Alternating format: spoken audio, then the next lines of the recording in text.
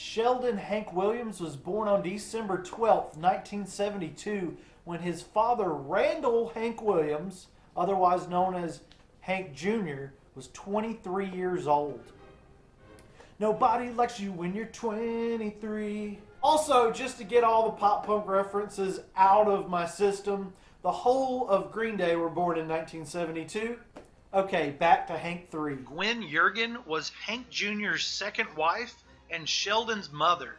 The relationship did not last, and like a sad family tradition, a father and son bond was not in the dealer's hands.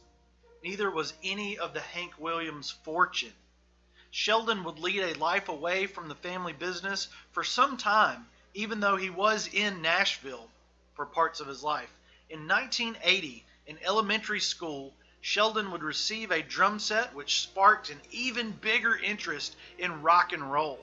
He had heard the legends of his father and grandfather, but nothing that resonated like the pounding of the drum.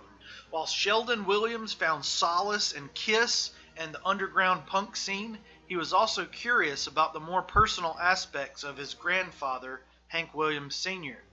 He reached out to Minnie Pearl, and she agreed to meet the then teenage and stoned Sheldon. This next part is now legendary in the Hank Williams mythos.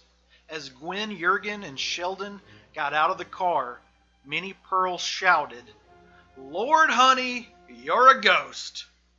Sometime between 1972 and this meeting, the young man had transformed into a spitting image of Hank Williams Sr. Looking at Senior, Junior 3, and now 4, it seems the resemblance skipped only Randall or Hank Jr. After connecting with the emotions painted by many rock genres on a canvas, like acid rock, hardcore, southern rock, metal, and punk rock, it was then that Sheldon started joining and forming rock bands in the garages around town. Bedwetter, Buzzkill, Rift are all very rockin' band names. Well, Buzzkill is anyway. Of the heavy influences, early Metallica and Kiss were perhaps the most life-affirming for the future Hank 3. For now, he is still Sheldon.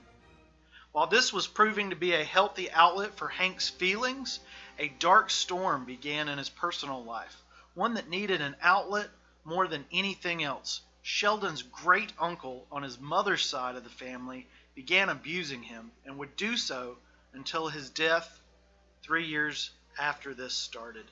Sheldon would find refuge with the outcast, the addicted, the angry, suffering. The louder and the heavier the music, the better. Metal, punk rock, acid rock, and hardcore southern rock.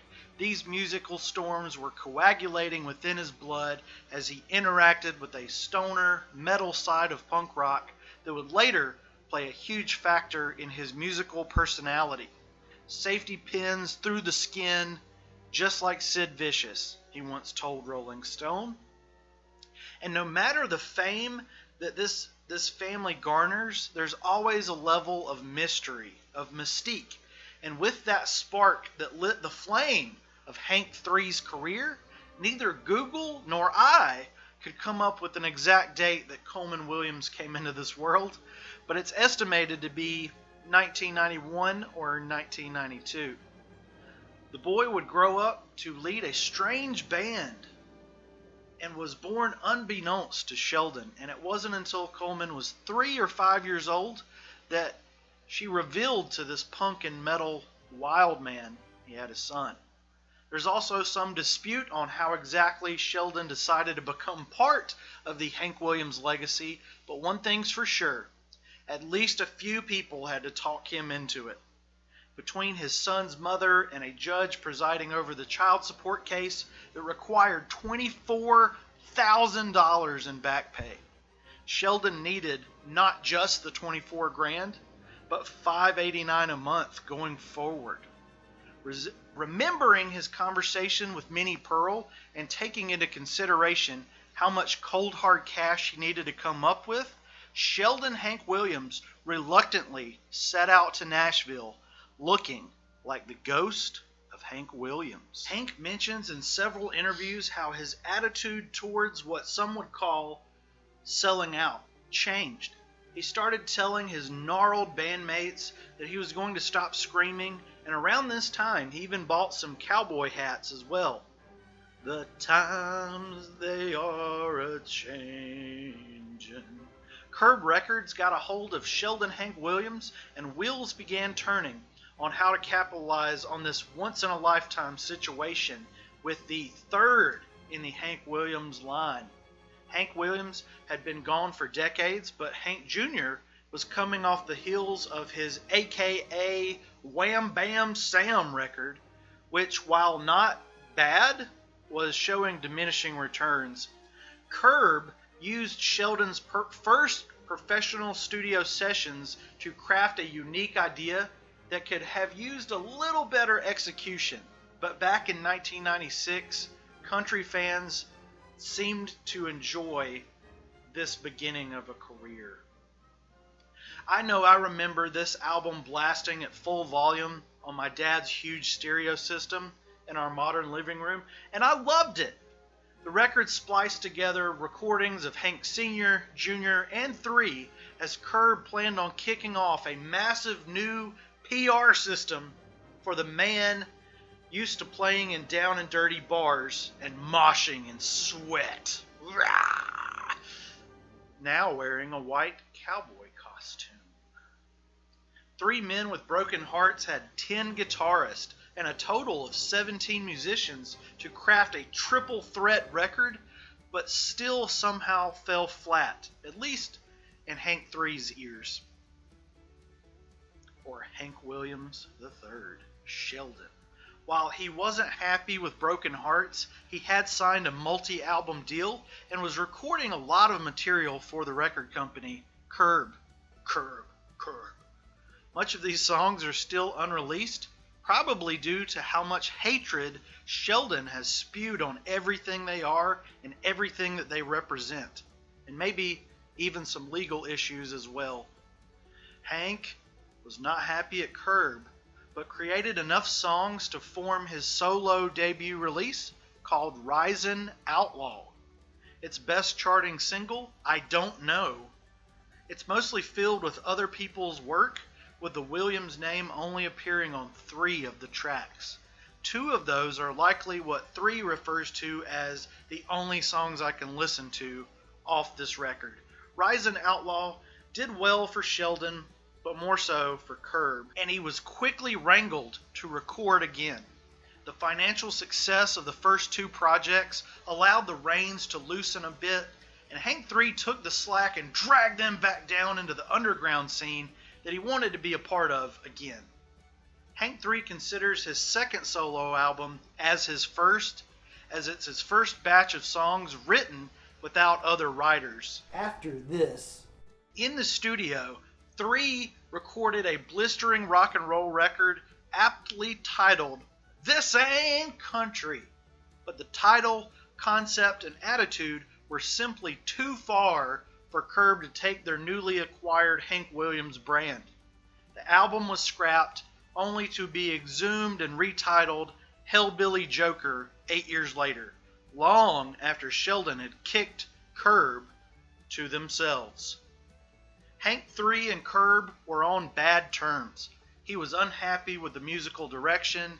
They were aghast at his punk and metal roots showing, and Hank began to escape in other, more fulfilling musical gigs. During this time, Hank III famously joined Superjoint Ritual as bassist, recording lethal doses of American Hatred with Superjoint. Recording and performing with Superjoint gave Hank an avenue for his emotions, and it helped him keep his head clear while battling a number of issues coming out of Curb Records. It's worth noting that Nickelback's debut album is also called Curb. I don't know why, but it is.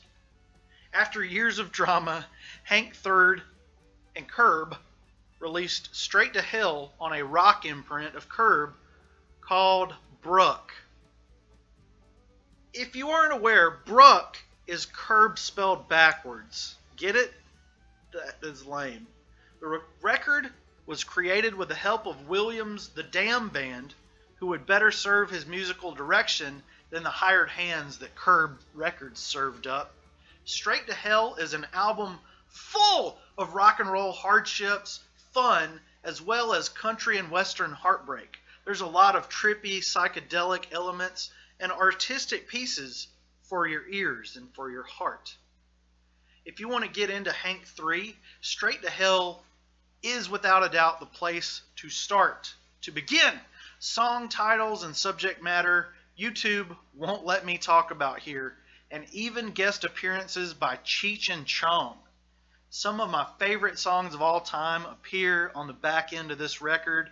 I particularly enjoyed hearing Hank addressing the rumors of Kid Rock being his brother in Not Everybody Likes Us, which is one of the greatest songs ever written, in my opinion.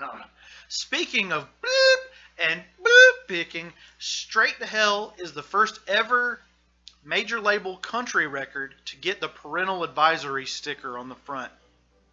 Hey Tipper, come on, ain't you been getting it on?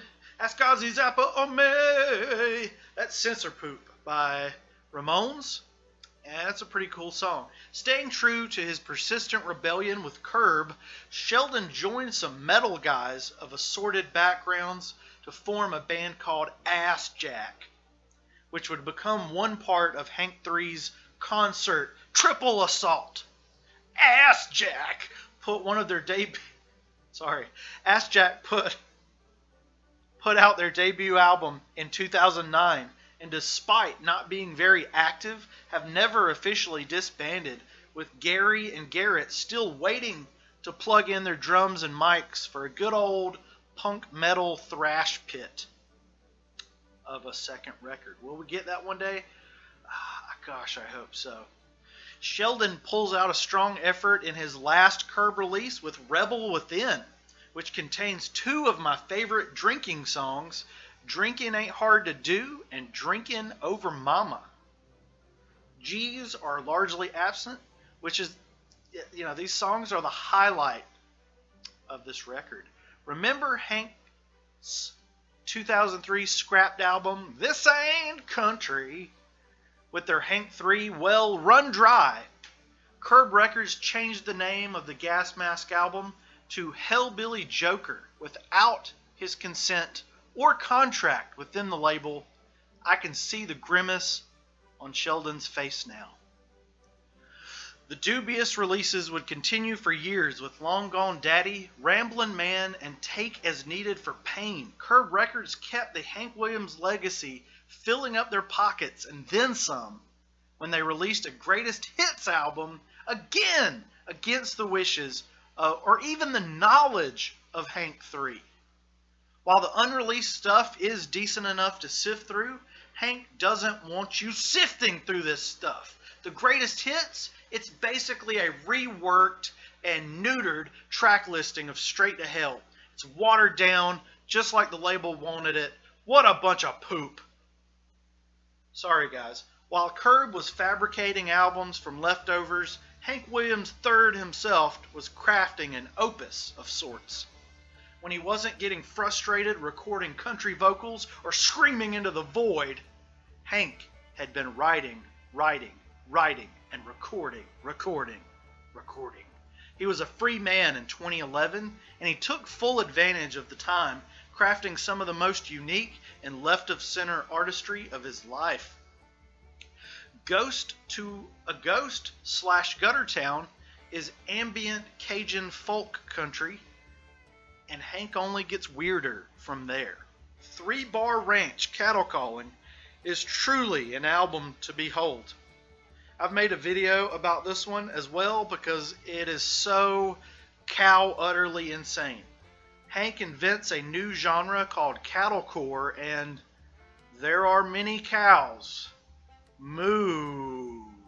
On a personal note, I enjoy the following albums way more than the screaming auctioneers and tripping cows. Attention Deficit Domination and Brother of the 4x4 are excellent additions to the discography, as well as the later Fiendish Threat. Each of these albums has a completely different vibe, with a Fiendish Threat being the most lo-fi recording I've ever heard in my life, even after hearing my own records. It's punk rock perfection. It's great. And after this massive outpouring of creative genius, album after album after album, complete silence. All went quiet on the Hank 3 front. Sheldon disappeared from the public eye almost completely.